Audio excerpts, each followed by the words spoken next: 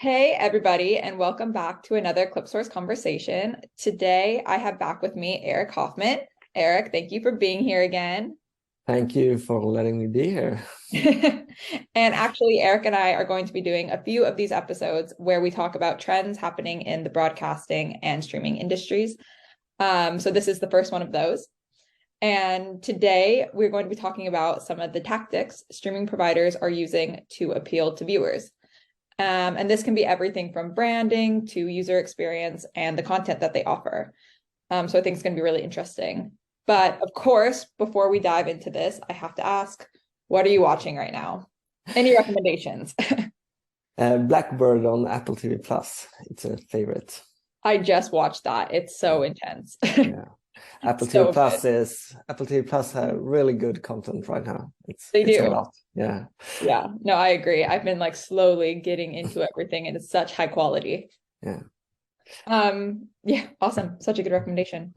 But okay, so diving into our topic, I guess for me, I think this is interesting because the way that I look at streaming adoption is is a bit complicated because I feel like for one, I feel like I'll always be subscribed to Netflix just because it's like the oldest platform. I'm super familiar with it. So whenever I can't find something to watch, I feel like very comfortable going back and like scrolling through their options.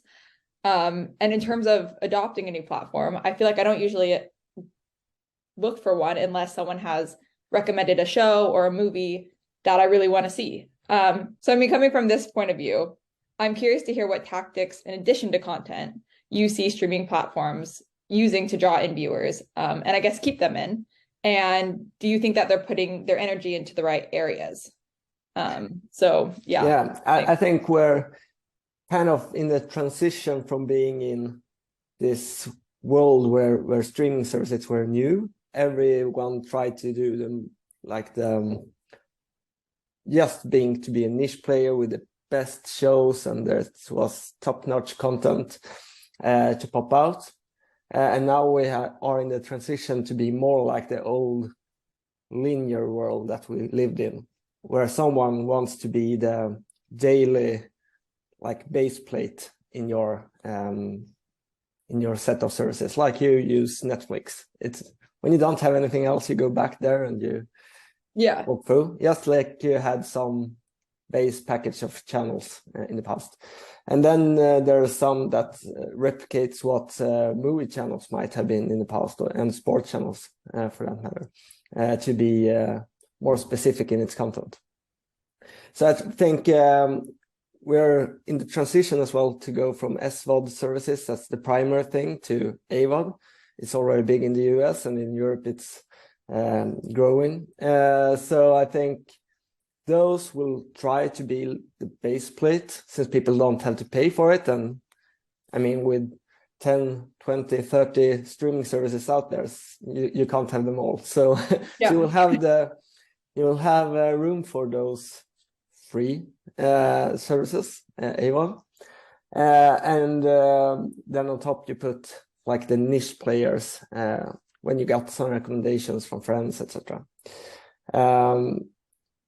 I think Netflix is since they were so early, they can be that base plate, even though they're SVOD service. They have not only all that base content that they used to have, which of course have been a little bit less lately, but they have had quite some time for their originals. So they have a good library of originals, Yeah. which we've been talking about the last time.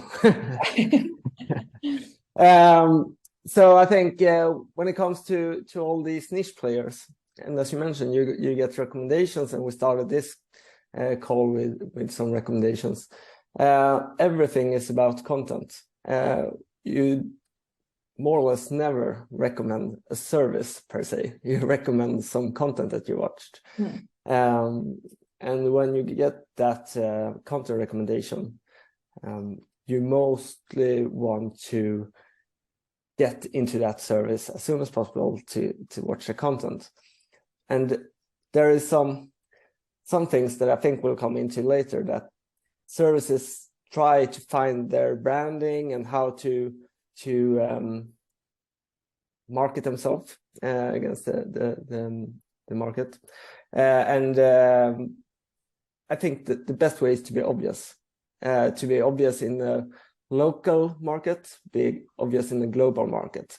Since now you and I talked about content recommendations, but it can as well be on Twitter from a US person. It can be from an Asian person. It can be from wherever in the world, as the world is global and the social media world is global.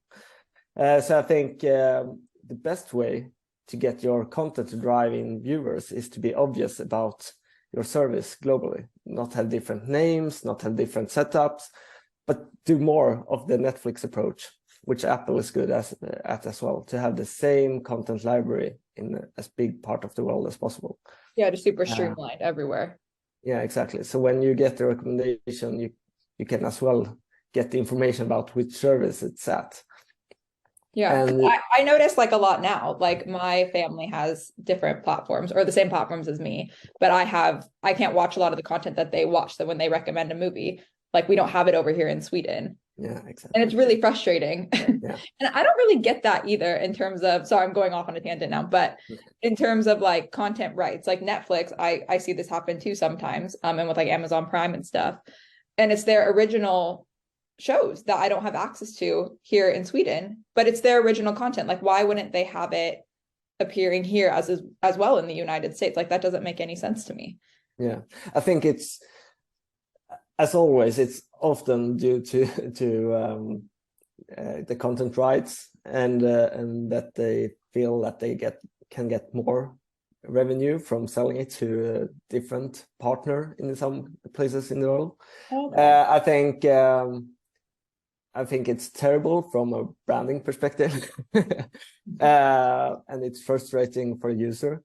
And I think as well from the ones that created that content, the producers, the creators, the creative persons, it's not as good as if they got that global reach through one single service. I have one example that's I mean for us being in the industry, it's kind of obvious, but it's terrible from a communication perspective, and that's the Bear on Disney, which was it's a Hulu original.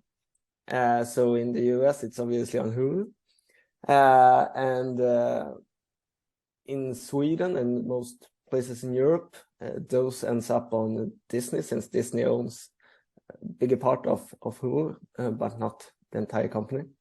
But it was like a few months in between. So the entire US and I think as well UK wrote about how good this series was.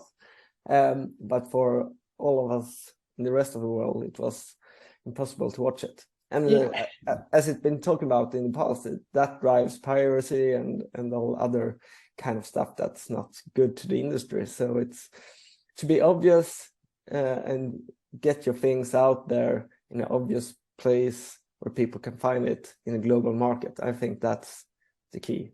Yeah. And not complicate it by selling it to different companies and having it on different platforms and not knowing where to find it. As mentioned, you have your family in US, and if you get a recommendation and they say it's on this service, and then the service might not exist in Sweden, or it have a different name as some companies have. So it's kind of, if you are not in the industry and know that this service in US is the equivalent of this service in Sweden, it's kind of hard to like match that thing out. Yeah. And this complexity, I mean, it didn't really exist in the linear world, since all recommendations, quote unquote, that you got back then was from the TV magazine, watching what was on TV later this evening, or on your TiVo or whatever you had, watching the EPG. But today, when you have these libraries of content to watch, you need to find out all the recommendations. There are of course services for it, like Just Watch or Playpilot and a few others. So it's possible, but I mean that's obvious always wins. Yeah. Yeah. And I mean, I think that like most of people don't know of these services either. Yeah. When they want to watch content, they go to their TV setup. They try to get into a service and watch the content. They don't want to get the secondary device, go to website that they might not remember the name of, search for the content just to get which services it's on, then go to the TV, go into that service and find the content. Yeah. I think we need to lower the threshold. We need to make it more obvious in the industry. So just making sure, companies, I mean, just making their content easy to access. And so people know where to find it. So like, I mean, in terms of brand, then, you know, like having your name, so like HBO, Amazon, Netflix, whatever it is, Paramount, does that go anywhere? Like, do you think like people looking, I mean, I don't even know how people shop for streaming platforms besides looking for content, like I said. So like, do you think that them having like these big names connected to the content that they offer, does that a driving factor, like when it comes to like marketing and bringing in new viewers? I think back in the linear world, so to speak, there was more of a branding of the channel itself or the company itself, since you couldn't really market what's on the channel, since it would differ through the days, through the weeks, through the month. So you rather market your company or your channel name. Nowadays, it doesn't really matter, since everyone is on the same platforms, on all platforms. It's as easy as anything to browse all of them, and the visibility of the content and which content you have is the key. As mentioned earlier, we get recommendations on the series names, not on the service itself. I think what we want to do with that when we have the content in place is to make it easy to find where it's at, whether it's through the services mentioned that aggregates the services and the content, or whether it's through Google. So what you as a streaming service should probably look into is to accept having great content, to have great metadata to be searchable. When we search for your content, you should be on top on Google. You should be the one popping out on these aggregating services through having the best metadata and having everything set up in best possible way to make it searchable. Yeah. People search for the content they get recommended, they don't search for the service. Yeah. So yeah, it's like people, I mean, in terms of marketing, then it's just really is just focusing on the content, making sure that each piece of content is rich, and not necessarily that it even has to be tied to your brand or your platform or whatever, but just that when someone looks for it, they find that you have it. Yeah. And I mean, sorry, it's always changing too, right? I mean, the rights of content these days are always changing. So branding it as your own doesn't necessarily matter anymore, because soon it might be somebody else's. Yeah. And I mean, for originals, you have to separate originals from the rights that you purchase on the market, since originals will most probably be a more long-term right that you have, and you can have a different market plan that's more long-term. Though on content that you buy, you might want to just get that as much reach as possible before the premiere, get as many people as possible in. And then when you have the people in your service, it's a different thing, because then you can try to reach out to them with all your other content. So I think there's different things when it comes to get new users or more versus the anti-churn part to get them to be in the service. Because if you were to market every content as your primary driver, it would be quite expensive. Yeah. So looking back at Netflix once again, they have a few originals that they market really much that you really hear about everywhere when they will launch. Then they launch with 10, 15, 20 originals each month, but you hear about 1 or 2 of them. Yeah. So it's they build this wider catalog of content to keep you in the service as that base catalog that you have. And there's so much to see when you're in the service. What about too, like, I mean, like I said, I like going back to Netflix because I like the way that they recommend stuff and the way that they like categorize stuff, but that's just me. But for you, what do you think about like the user experience as, you know, as much as also having the content? Do you think that plays a role, or is it mostly just the content that matters and user experience people can learn to? I think the user experience is more of a anti-churn thing, that you won't cancel the subscription it's less risk of you canceling the subscription if it's a good platform and they are good on recommending new content and all of that, since no of these services have a big catalog. They have a big catalog, but they do not have like a Spotify sized catalog. So they have to make the impression of having more content than they actually have. And Netflix is, of course, really good on this.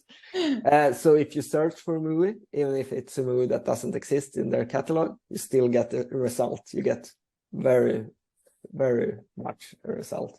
You get a good result as well. So if you search for a movie which have one lead actor, you'll get not that one, of course, if they don't have it, but other movies with the same lead actor and so on. So they have this search as a recommendation engine, more or less.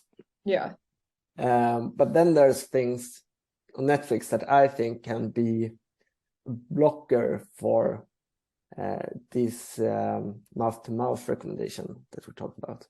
And that's that they change the images of the assets within the app. I know that they do it because they think and it possibly is, a driver to get you into watching something. I know I watched a few years ago Marcella with Anna Friel. And when I finished it and got back to the start page, I saw some Jamie Oliver food program. And they had put Anna Friel on the front as the cover image just because I watched the Anna Friel series. That's so funny. But the complexity in this is that if you don't remember a series by name, you might remember the series by its cover image. And if you can't find that same cover image, it's hard to get back to that one. And the same goes for recommendations. If I recommend you and don't really remember the name of it, but roughly remember it, and then I describe the image, how it's cover image, then it's kind of hard for you to find it if they change the image. Saying it's I get that. You get that consistency. Okay. And then have you seen, so I mean, that's something that you think isn't the best, and I totally agree with that. But have you seen anything else then being done on other platforms where you're like, this probably isn't the best tactic, or maybe you're focusing on the wrong things? I mean, as mentioned, I think to have a good search in place, since nowadays most recommendations are mouth to mouth or reading a social media or newspaper or wherever it is. So what you want to get into the service, to search, to find it. I think a lot of the services out there have some kind of internal browsing system of content, have all sub-departments of the company listed, and that's actually multiple services out there that do that. And I can understand it when it comes to like fantasy worlds or something like that, like a Star Wars or Marvel or DC or whatever it might be. But when it comes down to be more like production company for movies, then it's kind of complex for the viewer to find out, was this MGM or was it Paramount Picture or was it Lionsgate? I don't know. And not No even one searches like that. no, not even us in the industry Yeah. knows really about which production companies that the movie is on. Yeah. I mean, you can a few, but you don't know them all. That's like, yeah, so what you said in terms of just keeping content obvious, like Yeah. it's a comedy. Don't put it under comedies, don't put it under MGM. No. People don't care. I think you should look into how content is spread today. Yeah. I mean that it has made this transition from being TV magazines with schedules, CPGs, maybe a few reviews, to be more of a global world. When you're at your hairdresser, when there's Twitter, Facebook, global TV magazines, etc. So you don't really have that. You're not that specific in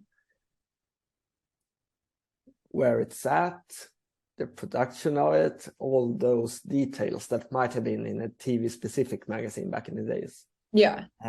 Now you more or less only remember the content title and then you try to find it. Yeah. It's not that other stuff isn't as important anymore. Yeah. And since a lot of this heavy lifting of finding things is put on you, we need the metadata to be good, we need it to be searchable, we need it to be browsable on Google, on your service, on the aggregators. Yeah. And I think this is such an interesting point that you made, because in regards to being able to find the show that you're looking for, the other week there was this article about, what was it, the premiere of Yellowstone or something was supposed to appear Season 5. Yeah, season 5 of Yellowstone. Yeah, it was, what was it supposed to premiere on Amazon? And it was to be premiered through the Paramount app on Roku, Amazon, and the different other platforms. But yeah, but people couldn't find it, right? Like something, it was there, but like whenever anybody searched, no one could find it, and there was like this chaos where everyone's like, "Where's the season of Yellowstone?" But what happened with that? It was something was wrong with the metadata, or the thing is that all these platforms, being aggregators, have different APIs to get the metadata searchable within their platform. So when you're on Apple TV, you can get into the Apple TV Plus app to search for content within the other apps. So it's like a global search on the platform. And the same is on Roku and on Amazon, etc. So what you need to do is to get your content searchable within these apps to make them understand that, okay, this app have this content. So if the user search for Yellowstone, in this case, the platform need to understand, okay, it exists in Peacock or Paramount Plus or whichever app it might be. And in this specific scenario, it was missed to be pushed to Roku and Amazon to be searchable, that it existed in the Paramount application. Since it's a Paramount original, you expect it to be there. But I mean, as we said before, that the end user might not know that it is Paramount original. They might not know that it's in the Paramount Plus application. They just get the recommendation or the marketing that season 5 of Yellowstone is out.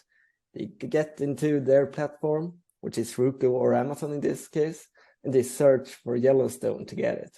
Yeah. And since Paramount then in this scenario, and it happens to a lot of services a lot of times, had some mistakes in pushing that metadata to the platform, it didn't come up as an app that had the content. Okay, and then no one can find it. So it was. I mean, it's terrible when you have a premiere of such big title, season 5, and no one can find it from how the user tries to find the content. Yeah. I mean, if you were to look into the Paramount app directly, you would find it. So it's just how the user try to find the content. It's search. But for me, I guess I didn't know, like, I've never watched Yellowstone, but like we said, we only identify with titles. So I didn't know that it was a Paramount original. So exactly. Like I wouldn't even know where to look for it. If I was searching for it, you know, I would probably go to Google, but that also shows how important it is that your content is showing up wherever anybody is searching for it so that they can find it. 'Cause like, I would never just go start searching through streaming platforms to find what I'm looking for. Exactly. Yeah. And I mean, when you're at your TV, you search through that TV platform search. That's how you do it. That does it. Since you then get a direct link into the app with its content. So not to be there is the biggest mistake you can do, especially with the launch of a new season or a big title. So to get the metadata right, to get the distribution of the metadata right is so important, to be out there, not only on Google and aggregators, but on the platforms as aggregators. Yeah, definitely. And all of them. It's a lot of them, so it's a lot of work, but that's why we are here. Yes, exactly. Yeah. I have to ask, I have one more question. In terms of pricing, what do you think about pricing models? Because for me, I think it's funny, like HBO did that campaign where it's like you pay $3 forever a month. And I feel myself like, even if there's nothing on HBO I want to watch, I have a hard time canceling that subscription knowing that I'm losing that deal forever. Like, do you think things like that are a good tactic, or like, does it make a difference at the end of the day? Like, I have no idea. I think it's a very good tactic. I think it's just as you mentioned, you don't want to cancel it when you're and that's probably what they are looking at. So if you are a service that have the full price on monthly basis, you might have 3 or 4 front runners for the year. So you get that month, and then you get no revenue from that user, and then that month, and then it goes on. And then from this service where you have lower monthly subscription payment, but you get it through the years, since you don't want to cancel, you get this lower threshold through the year. But if you average it out over a year, it's probably kind of the same. Okay. Since, I mean, say to have 3 or 4 front runners for you on one service through 1 year, that's quite a lot. It's one per quarter. But if you get that lower payment through the year, they don't really need more than like 1 series, and you say, most probably, since you don't want to cancel it. Yeah. So I think it's kind of even for the years, which they know, and they get the more calculable revenue. They know what they get from you, where the other ones need to really work for it.